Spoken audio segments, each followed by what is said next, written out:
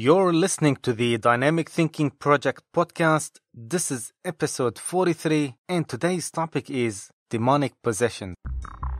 Hey everyone, Adam Musalli here. Welcome to the Dynamic Thinking Project podcast. If this is your first time listening, then thanks for coming. This podcast is released every Friday, and show notes are found at the website, themindtechinstitute.com. It's all one word. Come back often and feel free to add this podcast to your favorite RSS feed or iTunes. You can also follow me on Twitter and Facebook. All links are in the show notes and website. And now, let's get started. Now, this is gonna be an interesting episode. And as usual, lots of people will relate, others will deny, and many others, such as most of my listeners, will keep an open mind. And since you're an intelligent person, you would know that we don't know what we don't know. And that's enough to encourage you to keep an open mind and not to judge new information or new things and disregard them, or actually disregard anything in general, just based on your belief system. As in the previous episode, I said I will do my best to record an episode about demonic possessions. And also because lots of people during our hypnotherapy and NLP training have asked me if really people get possessed by demons, or what other cultures call them, Jinn and many other names. They ask about the whole thing, if it's real. And of course, what is the difference between a mental illness and a real demonic possession? But before we get to that, if you would like to become a fully qualified hypnotherapist, neurolinguistic programming or NLP, if you would like to become a life coach or even a counselor, now you can study all that totally online. All you have to do is just visit mti.edu.au or themindtechinstitute.com. Click on the online courses tab and you'll find all these courses available online. And also all our diplomas and advanced diplomas are accredited and recognized worldwide. With that being said, let's go back to our main topic and our question, which is, does demonic possession exist, and if it's real? And also, what is the difference between demonic possessions and mental illnesses, and if they are both the same? Of course, we've all heard of stories detailing seemingly innocent people who gets possessed by supernatural forces. As a result of being possessed, such people said to do or perform extraordinary things like speaking ancient Latin and other ancient languages, attempting to harm themselves, or even lapsing into violent psychotic episodes in which they are to attack others and especially to attack themselves. You see, we humans naturally have a morbid fascination with topics such as the supernatural and the demonic possession. The idea that external forces could forcibly enter us regardless of our belief system, our faith, will cause us to intense anxiety, and it captivates our darkest imagination. Just look at the demonic possession horror movies out there. You know they scare you, but you still watch them. But is demonic possession real? And if so, how can we prevent it from happening? You see, demonic possession traces back to the Abrahamic religions, or the monotheistic religions, such as Judaism, Christianity, and Islam.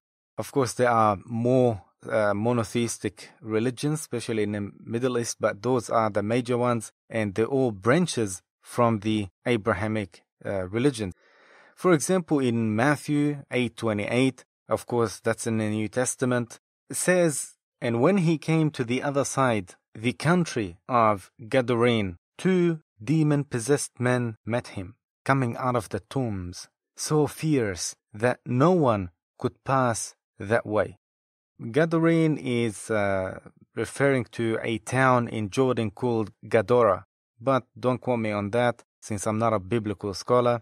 However, the point is clear about demonic possession in Matthew 8:28.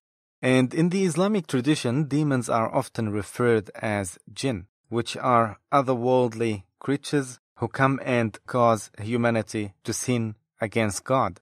The Quran, which is the holy text of the Muslims, also speaks about something called Ruqya. Ruqya, which is translated as exorcism, or to cast the demon out of one's body. As also there is a whole chapter in the Quran called Al-Jinn. However, in the Islamic tradition, the noun Jinn, or the word Jinn, doesn't always mean demons or a demon. A Jinn is just an extra-dimensional being who can be good or who can be evil, just like us. But every evil Jinn is called demon, or in Arabic, such as shaitan and other names. So the Jinn is just a race. So as we say the human race, apparently they say the Jinn race. And as you call a murderer criminal, apparently they call their evil Jinn demons or other names. So there is something interesting regarding Jinn and possession in Islam. During my studies in social and behavioral science, I got interested in religions and theology and other cultures, not from a religious point of view, but from a historic point of view.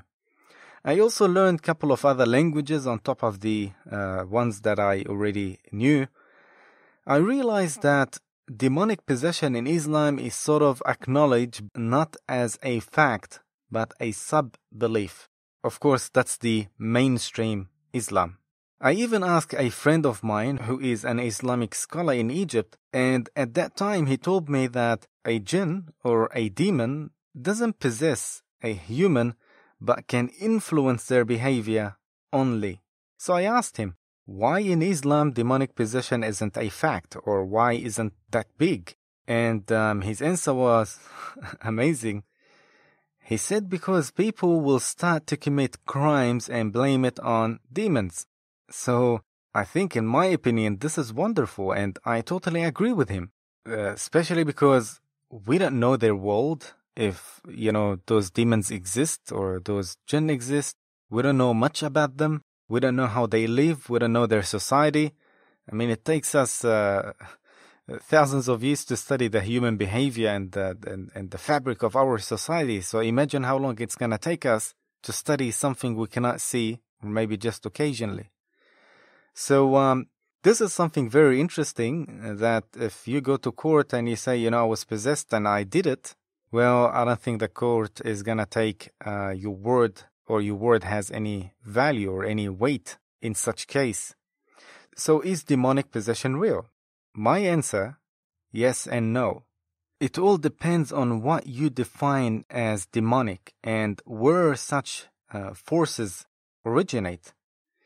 In the religious sense, God and evil is based on the simplistic, psychologically juvenile belief that a person or an entity is 100% good or 100% bad or evil.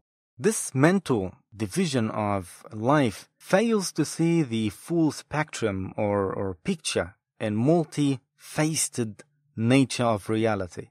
So, for instance, from the religious perspective, any bizarre or extreme display in behavior from a person, it isn't from some inside force, but instead it's blamed on some kind of external entity or external force. When it comes to this religious perspective, all sense of self-responsibility, free will, and psychological influence is bypassed, or worse, seen as non-existence, because evil is always seen as coming from out there or coming externally. It never originates within us. Therefore, because this experience force is seen as being outside of us, we must get rid of it rather than try to understand it or integrate it or get to the root cause or the root core of it, as in psychology. Conveniently, once we are possessed, so to speak, we have no other option but to seek out the help of a priest or religious authority, who then becomes our savior. just another form of disowning our personal power. Therefore, the possession is not analyzed because it's unthinkable that such forces could originate within us. Instead, it is shamefully avoided and fearfully attributed to something out there, something, and trying to fulfill its evil instincts through us. And I hope this point is clear. So as you can see, this religious approach to demonic possession is fueled by fear, paranoia, self-disempowerment, and ultimately a misunderstanding of the nature of reality, or better say, the factual reality which we live in. Ironically, the belief in demonic possession is often carried by people in spiritual movements far removed from the Abrahamic religions, although it's still indirectly influenced. Such beliefs, I would argue, stem from a kind of psychological immaturity or ignorance that fails to understand the nature and the role of the subconscious mind in demonic possession. In my perspective, demonic possession is a psychological phenomenon. Don't get me wrong, I'm not ruling out true demon or demonic possession completely, such as taking over by a dark energetic force, but these are rare. These don't often happen. And honestly, I had several people who claimed, or better say, thought that they were possessed by demons and turned out to be just tourettes, and sometimes with DID, which is Dissociative Identity Disorder. So, to me, the majority of cases, demon possession occurs when the repressed forces of the subconscious mind temporarily act out and take over the conscious personality, or as we say in psychology or in hypnotherapy and NLP, parts. As there are parts in the mind are acting out independently, which may cause the person to seem to have other persons or other different personalities in him or in her. And as famous psychotherapist Carl Jung referred to these parts or repressed tendencies within us, the shadow self, noting that everyone carries a shadow, and the less embodied in the individual's conscious life, the darker and denser it is. As we teach in hypnotherapy about the human shadow, this dark and hidden face of ourself builds through time, and when it's not explored, eventually it explodes into consciousness. The explosion of shadow self into consciousness often appears as blind act of rage, neurotic obsessions, chronic anxiety, deep depressions, addictions, sexual depravity, and yes, even the appearance of demonic possessions or demonic apparition. Speaking of appearance of supposedly possessed person, sometimes you notice their voices change and their faces also change. Now that could be due to the sudden elevation in the testosterone glands in the body, which may cause the deepening of the voice and the facial muscles and even the increase of physical power. You cannot imagine what the human mind is capable of. And when I say demonic possession, I mean I'm not referring to some separate entity outside of ourselves, but hidden force within ourselves, within our shadow self, as our shadow self contains every emotion, personality traits, thought, and desires that we have ever considered unacceptable and thus repressed. Such a place within us can indeed seem demonic, and sometimes even express itself in demonic ways. And by the way, we teach all that in the NLP Master Practitioner training, which is the archetypes and different personalities of people. And now maybe you're wondering about those cases of demonic possession where the person can access different languages or unknown to the actual individual or special knowledge. And I tell you that several times during hypnosis sessions that I was doing with people started speaking in different languages, and I'm multilingual, so I know they're not speaking gibberish. And also they accessed some powers, and they told me some things which is, I think, impossible for that person to know consciously. But that doesn't mean there was a demon inside them. So I rule out that definitely. And some people, they used to tell me, well, that's necromancy. Hypnotherapy is necromancy because when the person is asleep, you open too many channels and they start to come in. And that's nonsense. This is totally nonsense. But if you want to know more about that, there's a whole episode. It's about hypnotherapy. Or you can just go on the website, themindtechinstitute.com, click on the online courses tab, and you'll see the hypnotherapy training there. If you click on it, you get all the information you need about hypnosis. It has nothing to do with all this nonsense. So such phenomenal cases, the different languages and knowledge, that special knowledge, you see, such phenomenal cases reflect our ability to access the collective unconsciousness, also called the Akashic field. The collective unconsciousness, as described by Jung, is a vast web of knowledge that contains the whole spiritual heritage of mankind's evolution. In other words, all knowledge known and created by humanity is stored in this immensely vast and possible endless etheric biological hard drive, which is our subconscious mind. And this is exactly when people in hypnosis, they start retrieving all this information and languages, because the conscious mind would be asleep and I'll be just talking to the subconscious mind. So too is the collective unconsciousness, which explains why in some states such demonic possession were able to access previously inaccessible knowledge and, of course, languages and many other things. So to sum up the question of if demonic possession is real, yes, it is. But in most cases, it isn't of external origins, but rather of internal origins. The more we repress, suppress, and deny certain parts of our authentic nature, the more likely these rejected parts will fester and build within the subconscious mind, eventually resulting in an episode of psychosis, or you can call it demonic possession. Now, how to prevent yourself from getting possessed by demons? Of course, I'll tell you from a scientific or a psychology point of view. In order to not to be possessed or taken over by the repressed aspects of our shadow selves, we need to bring to light of consciousness what is hiding within us. This practice is called shadow work and requires serious effort, as we teach in our hypnosis and NLP training. And yes, they are also available to study online.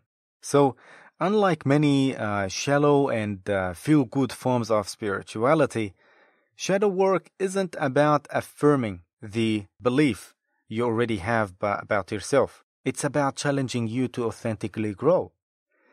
In order to truly grow, you need to face some of the let's call them the darker or more devilish aspects of your subconscious mind in order to be free from the repressed influence, or better say, know thyself. And this often requires you to let go of who you think you are in order to embrace who you really are. Shadow work, as we teach in hypnotherapy and NLP, involves radically accepting and integrating whatever you find buried within you. It is not about trying to kill or exorcise, as in exorcism, or somehow banish the repressed parts of your nature.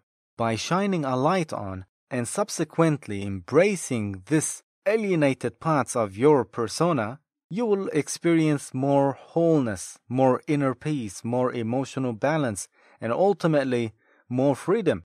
You will no longer be ruled by hidden desires and instincts which erupt into addictions, relationship issues, and other dramas in your conscious life or the life that you live in. And once again, I don't deny the other worlds and beings which we cannot see in our eyes and our limited visual spectrum. But at the same time, let's not forget that logic and rationale also exist. And let's not put the blame of some of our devilish behaviors on things we cannot see, or even they cannot defend themselves. I mean, that's the lamest escape in the book of responsibilities. So yes, I do believe that there are other worlds which we cannot see. I do believe there are probably some other entities somewhere else we cannot see. But at the same time, let's not blame things on things we cannot see. I hope this point is clear. So, and as always, let's keep an open mind, and certainly we do not know what we don't know. That's it for today, and once again, if you would like to study and become a fully qualified hypnotherapist, neuro-linguistic programming, NLP, a life coach or a counselor, now you can study all that totally online. All you have to do is visit mti.edu.au or themindtechinstitute.com, and you'll find all these courses once you click on the online courses tab. Thank you for listening. If you have any questions, you can email me. The email is on our website, themindtechinstitute.com. And don't forget to like, share, and subscribe, especially if you are listening to this podcast on YouTube. The Dynamic Thinking Project podcast is released every Friday. Until next time, take care and enjoy your weekend. This is Adam Muselli, signing out.